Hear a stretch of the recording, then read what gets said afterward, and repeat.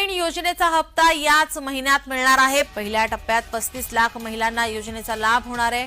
लाडक्या बहिणींसाठी आता एक आनंदाची बातमी आहे। एप्रिल महिन्याचा हप्ता यायला सुरुवात झालेली आहे।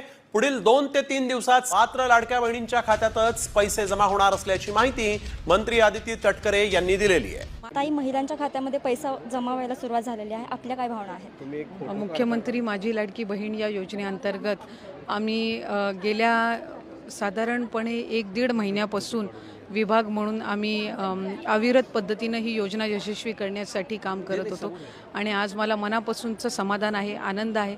साधारणपणे 1,08,00,000पेक्षा अधिक महिलांना आम्ही सन्मान निधी जो आहे हा वितरित केलेला आहे आणि त्याच्यामुळे 4 दिवसाच्या कालावधीमध्ये इतक्या मोठ्या पद्धतीनं निधी वितरण करणं, ते त्यांच्या खात्यापर्यंत पोचणं हे नक्कीच आमच्या सगळ्यांसाठी एक मोठं आव्हान होतं।